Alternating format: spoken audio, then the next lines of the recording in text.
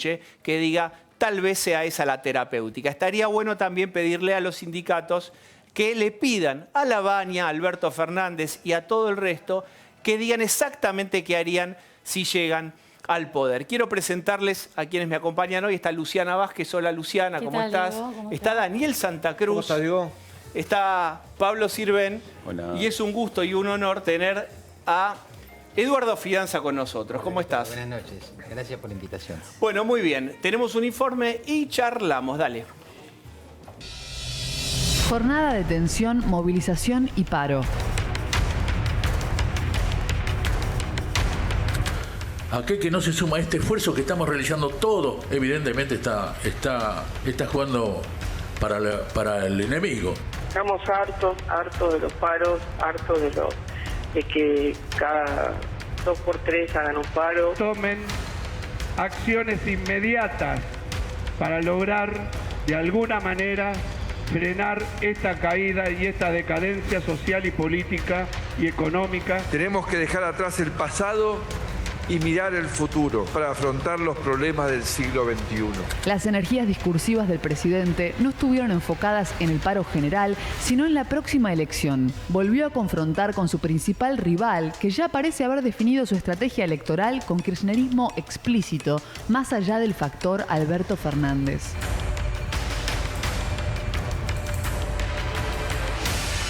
Si no hubo novedades hasta ahora, imaginen que en el peronismo federal no definieron nada justo en un día de paro. Ya anticiparon que habrá internas, pero el espectro de Lavagna sigue rondando y la negociación no parece estar cerrada. Con respecto al gobierno, justo cuando Macri había dejado en claro por enésima vez que el único candidato a presidente era él, apareció Durán Barba. Yo lo veo decidido a ser candidato, pero si él piensa que su candidatura no es buena, no tendrá problema en desistir. Es realista. En una entrevista para el diario O Globo de Brasil, el asesor ecuatoriano analizó la próxima elección con su mirada picante y filosa de siempre. Cristina asusta y Macri decepcionó. Creo que a la hora de votar el miedo será mayor que la decepción. Bueno, ahí está. Fíjense ustedes, el mozo te trae una paleta de colores emocionales. Vos sos el votante y vos tenés que elegir qué querés, si pollo o pasta. Es decir, sin miedo o decepción. Ahí está jugada la elección argentina. Qué divino. Estimado Fidanza, empiece por donde usted quiera. ¿Es tan amplio el territorio de la opinión política, del análisis? Bueno, me parece que pasamos de un momento de mucha incertidumbre respecto a cómo se iban a configurar las distintas ofertas, a un momento de definiciones, por cierto, impulsado por la decisión del sábado de la semana anterior de Cristina Kirchner, que disparó toda una serie de reacomodamientos. Yo diría que la decisión de Cristina tiene como dos objetivos. Un objetivo es conquistar electorado moderado, o electorado independiente, o electorado desinteresado, que es un tipo de electorado que se va aproximando a la reflexión sobre el voto a medida que se acerca la elección, que no tiene a la política todos los días en su radar de prioridades, y que en general repudia los debates ideológicos. No le interesan y me parece que es una pérdida de tiempo en relación con la necesidad de que la clase dirigente resuelva problemas concretos. O sea, Cristina, por un lado, va hacia ese electorado, una figura más potable en su imagen, que es Alberto Fernández. Por otro lado, Cristina va a la reconquista del peronismo. Sabemos cómo a veces las fuerzas políticas dentro del peronismo, que son hegemónicas, dejan al PJ de lado, pero esta vez Cristina, eso pasó con el menemismo, pasó con el kirchnerismo, que se llama justamente kirchnerismo, cristinismo y no peronismo, pero Cristina fue rápidamente a hacerse del PJ porque hubo una frase, el día que Schiaretti ganó la elección en Córdoba, es una frase muy potente que dice: la República no va a tener futuro sin el peronismo, pero el peronismo tampoco va a tener futuro si no es republicano. Yo creo que Cristina fue para desplazar a Schiaretti y realmente le ocasionó un daño muy grande al peronismo federal, porque, digamos, el gobierno empezó a abuenarse con sus decálogos y su llamado al diálogo. Alberto Fernández es una figura más potable y con menos aristas que Cristina. Yo lo que sostengo es que entramos en la etapa post-Grieta, y entonces el discurso anti-Grieta se queda vaciado. Es como si yo dijera, hay dos partidos ateos y un partido cristiano. Pero de pronto los ateos se vuelven cristianos, entonces el cristiano no puede decir yo soy el único, son todos. Esto creo que le pasó al peronismo federal. Bueno, ¿esta fórmula te parece, la de Alberto y la de Cristina, que garantiza ese peronismo republicano? No creo que lo garantice en el sentido en que estamos hablando. Pero hay que ver cuál va a ser la evolución. Decíamos recién, desde el punto de vista táctico, es una decisión interesante que movió el tablero. Desde el punto de vista estratégico, es una fórmula que contiene un germen de inestabilidad institucional, porque no está bien repartido el poder. Tiene un componente capcioso que va contra los usos y costumbres de la política, porque el poder va a estar en el vicepresidente, mientras el presidente va a ser un delegado. Entonces la pregunta es, ¿cómo se resuelve eso si esta fórmula llega al gobierno? Eduardo, el lanzamiento de la fórmula Fernández-Fernández, Sí. digamos, por llamarlo de alguna manera, Sí, es así. impactó y generó mucho ruido dentro de lo que es el otro peronismo, el peronismo federal. Ahí anda más a saber si va a una interna con Cristina, si se queda, La Baña quedó un poco aislado. La pregunta es, ¿cuánto impactó en Cambiemos? ¿Hizo replantear algo de la estrategia electoral de Cambiemos? Vamos de vuelta.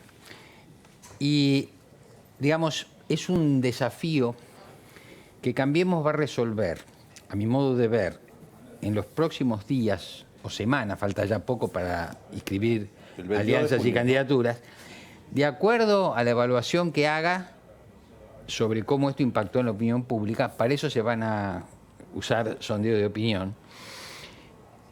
Para mí lo que de cualquier manera está claro es que con la tónica Alberto Fernández, olvidemos las amenazas de Fernández a los jueces, olvidemos detalles que para gente informada son importantes, pero para este votante medio no son tan importantes.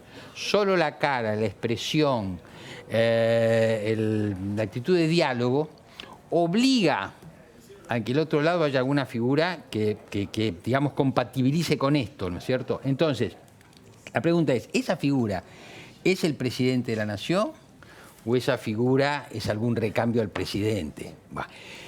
Lo que acabas de pasar sobre Durán Barba es muy significativo, porque es el hombre que ha hecho la estrategia. Entonces uno puede pensar o inferir que por más que el gobierno afirme que la única opción es el presidente, hacia adentro debe haber una ronda de reflexiones para determinar si finalmente es uno o es otro. Lo que está claro, en los ensayos preliminares que hacen las encuestas, yo estoy muy advertido y advierto sobre que hay que tomar los resultados de encuesta como algo muy preliminar. Pero está claro que, por ejemplo, María Eugenia Vidal tiende a equilibrar los escenarios electorales de las encuestas.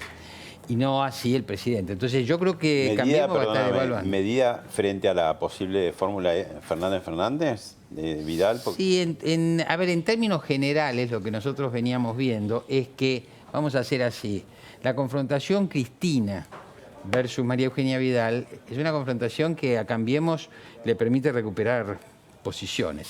Esa confrontación. Ahora atención, era confrontación con una persona como María Eugenia Vidal, de una imagen determinada, digamos, de bonomía, de tranquilidad, con Cristina Kirchner, que en esa contraposición hacía de la mala. Pero resulta que la mala, estoy hablando en términos de imagen, se corre para dar lugar a otro protagonismo, que es el protagonismo de Alberto Fernández. Entonces esto obliga a un replanteo. Ahora, obliga a un replanteo de Cambiemos, y le da un golpe poco menos que decisivo al peronismo federal. Claro. A ver, Eduardo, Sí. en el análisis de los dichos de Durán Barba y el impacto que tienen en en el fortalecimiento de la candidatura del presidente Macri, ¿no puede haber otra interpretación en este sentido cuando se anuncia la fórmula Fernández-Fernández y la expresidenta se corre al lugar de vicepresidenta? El kirchnerismo trabaja para consolidar la interpretación de que es una suerte de renunciamiento y de acto de generosidad republicana de Cristina, como una especie de legado a la patria para aquietar los ánimos de la ciudadanía de aquí en adelante. Y queda Mauricio Macri planteado como un caprichoso, ambicioso, que no le dan bien las encuestas, pero igual quiere tener el poder. Esta interpretación de Durán Barba no puede ser una estrategia para construir un Macri, digamos, más amigable con, bueno, si yo también tengo que renunciar a ese lugar de poder, me corro también a un costado en pos del pragmatismo que me atribuye Durán Barba, porque en definitiva lo que sabe es que sigue siendo el que mejor mide de entre todos los candidatos posibles de ese costado electoral. El que mejor mide... Y comparado con los candidatos del peronismo alternativo federal... Habría que decir una cosa. Mientras que Cristina toma una decisión tácticamente brillante, pero introduce un germen que yo llamo capcioso, confuso, contradictorio en esa fórmula, el presidente lo que hace hasta ahora es seguir la lógica, ¿no es cierto? Y seguir la lógica que está prevista en la reforma constitucional, por el cual el presidente de turno hace un ejercicio, o la presidenta, y después se presenta a la reelección. Eso es la lógica. Más él es el jefe de su propio partido, el jefe de su coalición. Ahora, yo creo que el pragmatismo de Durán Barba es el pragmatismo de lo que se ve en los sondeos. Hay un problema que hay que entender. A mí hoy no me interesan resultados de encuesta. Es más, yo diría que hoy, encuestar hoy una fórmula contra una figura es una asimetría que es inconsistente, no tiene sentido. O sea, hay que esperar que se configure la fórmula del oficialismo. Un segundito, que tiene que ver con lo que decía Eduardo. Hay algo que es que Durán Barba siempre dijo que un candidato para ser presidente tiene que tener por lo menos la misma imagen positiva que negativa, como mínimo. Y hoy, dentro de Cambiemos, Macri tiene más imagen negativa que positiva. La que invierte esa ecuación es Mario Eugenio Vidal. Pero es engañoso también, ¿no? Porque digo, vos me dices a Vidal que es mejor que Macri, pero ¿y qué hacemos con la provincia de Buenos Aires? Bueno, por eso hay que ver, hay que ver si eso, justamente, está el tema de provincia de Buenos Aires, está el tema de si no es un gesto de debilidad del presidente ceder su lugar. Pero, a ver, si los sondeos de opinión equivalen a análisis clínico, que se hace un individuo para ver si está apto para correr una maratón, lo que vos decís es lógico. Los valores del análisis clínico del presidente hoy hacen dudar de que esté en condiciones de correr esa carrera. Bien, estamos trabajando como en dos tableros, que uno es el del gobierno y otro es el de los Fernández. ¿Qué opinás de la fórmula Kicillof-Magario en esta interpretación de apertura al peronismo? Porque que le hayan hecho firmar o tuitear a Insaurralde que su propio, que Axel Kicillof, que era su rival, y hacerlo felicitar, es una digamos, fue una acción más parecida a la versión clásica del kirchnerismo. Sí, yo, de cualquier manera, la información de que dispongo, pero ustedes seguramente disponen de más, es que hubo una consulta antes de tomar la decisión con los que iban a estar involucrados o eventualmente afectados. Kicillof mide bien en los sondeos y además me parece, pero esta es una interpretación, que a partir de la nueva situación, Cristina Kirchner tiene que manejar, como lo hizo Perón en otro momento, trágico, este no es trágico, felizmente, digamos, una izquierda y una derecha dentro de su movimiento, ¿no es cierto? La izquierda sería la cámpora, la derecha, comillas, es Alberto Fernández, que habla a su vez con figuras totalmente potables para el establishment como Guillermo Nielsen, etc. Entonces me parece que ahí va a haber un balanceo donde para mucha gente, digamos, del sector a la izquierda, Kicillof es una figura potable. Y Kicillof tiene otra cosa. Es un político, digamos, de un movimiento que llamamos populista, pero a su vez es posmoderno. Y esa posmodernidad le da mucha penetración en sectores juveniles, etcétera. Así que es un capital político que tiene Kicillof. Es la izquierda, vamos a decirlo simplificadamente, la izquierda la tiene cubierta, Cristina. Y el centro, que tanto necesitó y que tanto le hizo ganar en 2011 con el 54%, con Alberto solo, hasta este momento discursivo de Alberto, lo tiene cubierto, porque uno lo que ve es Alberto cristalizando los sectores de izquierda. Fue a cruzar el Jordán, habló con Alicia Kirchner en Santa Cruz, recibió la llave de la ciudad o más o menos de Rudy Ulloa, le pegó a los jueces. Yo no vi una invitación a las clases medias. Si se entrevistó con tal o cual dueño de un medio, puede ser, pero digo, que sea para ciertos referentes del Círculo Rojo, puedan tomar un café con él, no significa que los sectores medios le vengan a comer un tarrón de azúcar de la mano. Claro, pero el tema es el siguiente. Yo no miraría tanto la calidad de la propuesta de la oposición cuanto la defección del gobierno. A mí me decía un dirigente que yo valoro mucho de Cambiemos, dice, mira, yo creo que nosotros, antes de preocuparnos tanto de qué hace la oposición, tenemos que preocuparnos por restablecer nuestro lazo con la sociedad. Y esa es la gran contradicción. Yo no creo que Alberto Fernández fuera una figura decisiva. No, Alberto Fernández... tomándote a vos, ¿restablece lazos con los sectores medios, no, Alberto? No, lo que pasa es esto. Los sectores medios están muy resentidos con el gobierno. ¿Por qué están resentidos? Por algo muy sencillo, por los indicadores económicos. Entonces, en estado de resentimiento, muchos de ellos no votaban a Cristina, pero tal vez, y esto estará por verse, voten una figura como Alberto Fernández, siempre considerando que los niveles de información son muy disímiles. Votantes con bajo nivel de información, que a su vez están enojados con el gobierno, pueden potencialmente votar a una figura como Fernández. Sectores medios, como vos decís, son bastante más ilustrados que sectores más bajos. Entonces, no creas. Pero digo, ¿tienen idea de que Cristina Kirchner de la vicepresidencia no va a ser una figura neutral? Creo que eso se claro, ve. Pero vuelvo. Vamos a ponerlo en términos Él dice la imagen que vamos da. A ponerlo, que da Alberto. Vamos a ponerlo también en términos de Durán Barba. Uno puede decir, tal vez gane el que enoje menos. Y hay muchos motivos para estar enojado con el gobierno por el ajuste económico. A la oposición no le corre desgaste.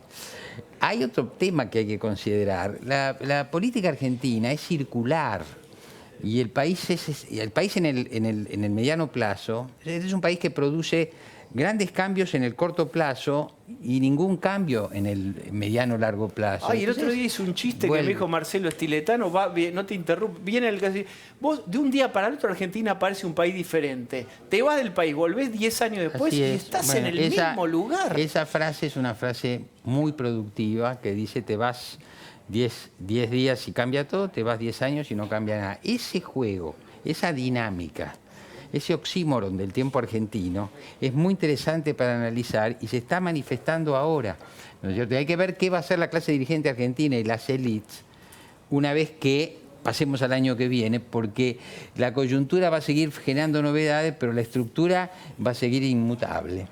Si no hacen algo los dirigentes. Eduardo, pensando en el año que viene, una de las encuestas que sorprendió hace unas cuantas semanas fue que Cristina Kirchner superaba a Mauricio Macri en las encuestas presidenciales, cuando todavía no era candidata a vicepresidenta. ¿No puede estar pensando el kirchnerismo que tiene asegurado el triunfo electoral y la fórmula en realidad lo que está garantizando es la gobernabilidad después de las elecciones? ¿La fórmula Fernández-Fernández? Sí, es posible, pero no hay tampoco evidencia de que el kirchnerismo esté seguro de que va a ganar, porque me parece que es preliminar. Cierto es que Cristina toma la decisión cuando en esos escenarios preliminares le sacaba una ventaja. Ahora, es cierto este punto de tu planteo, Luciana. El populismo tal como lo concibió Cristina, o el gobierno de Cristina, o la democracia radicalizada de Cristina, era de otro tiempo histórico, de otra capacidad económica del gobierno, de otro valor de las materias primas, de otro contexto internacional. La Cristina, y ella lo dice en el video, este es otro tiempo. La Cristina de aquella época no puede ser la misma Cristina de esta época porque se va a chocar contra una pared. Además, esta Cristina aparentemente, está preocupada por pasar a la historia. Yo creo que esto hay que pensarlo. Y está preocupada por cuestiones familiares, y está preocupada por su propia, digamos, perfil en relación con las acusaciones que le hacen, etcétera. Pero está preocupada por la situación frente a la justicia, tanto de ella como de sus hijos. Exactamente. Eso está claro. Ahora, tal vez haya considerado, como se ha analizado, que Alberto Fernández le puede garantizar esto que yo llamo convertir un prontuario en un currículum, ¿no es cierto? Ahí hay que... Ahora, mientras que decimos todo esto, se está jugando una tragedia en la justicia argentina. Es decir, la justicia argentina, si uno se pone a analizar, hay que volver al discurso de Rosenkrantz cuando empezó el año judicial. Esta justicia, donde uno no puede confiar en ningún juez, porque nosotros podemos decir que lo de D'Alessio es para ensuciar el caso de los cuadernos. Pero eso no justifica que tenemos un fiscal en rebeldía una cantidad de tiempo. Es decir, un fiscal en rebeldía es un actor decisivo de los procesos judiciales que tienen que arribar a aplicar la ley, que está haciendo... Es un equivalente a... llevo el dinero al banco y el banco me roba mi dinero. Es decir, es una contradicción, es un escándalo.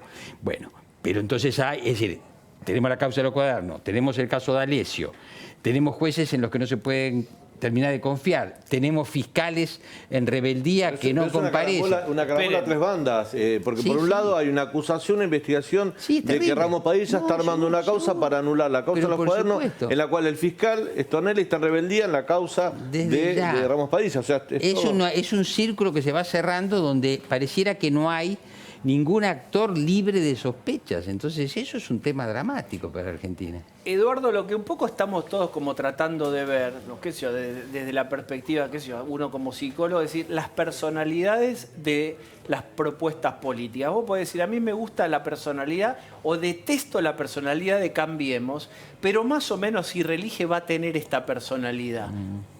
Un poco más, un poco menos. La gran pregunta, la X a despejar es ¿cuáles van a ser los rasgos de un nuevo kirchnerismo? Y yo ahí te pregunto, vos decías que la realidad y digamos, las carencias de la coyuntura económica le ponen un dique a lo más vehemente, a lo más, si vos querés, populista, etc.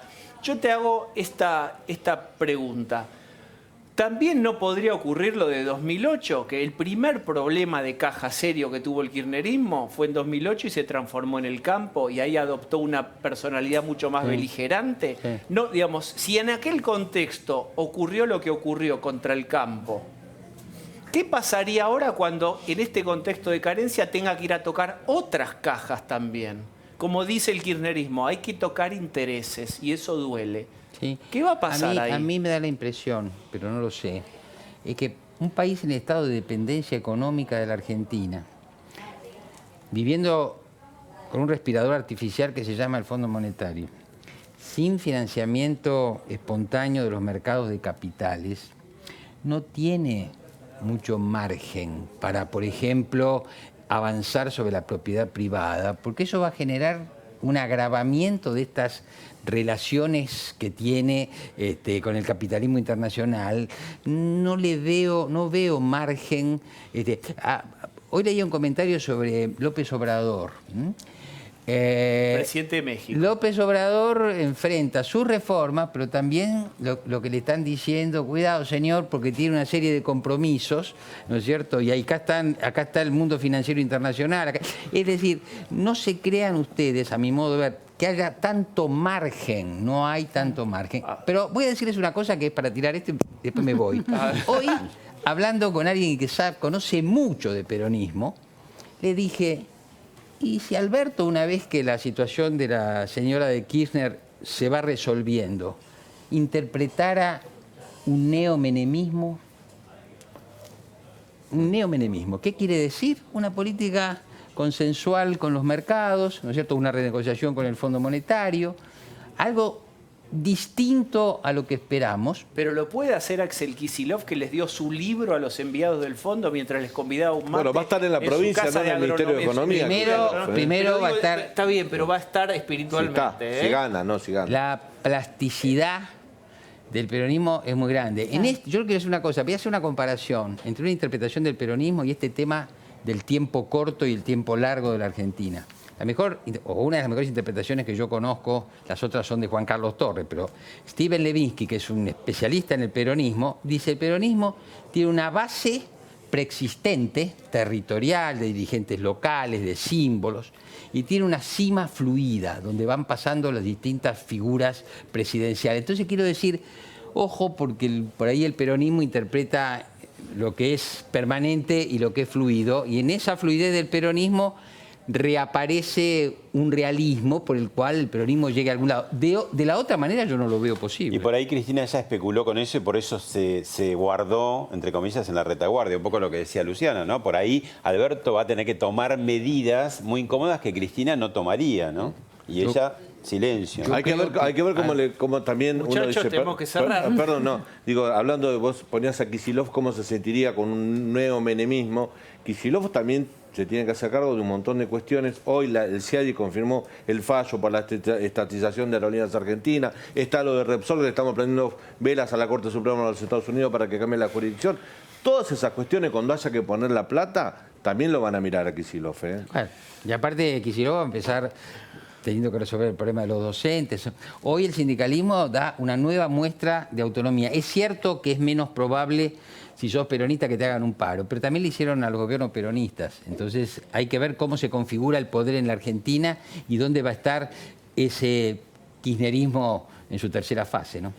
Muchas gracias. No, lo de Marsanz es real, hay que pagarle por la expropiación esa que se hizo, un poco tironía.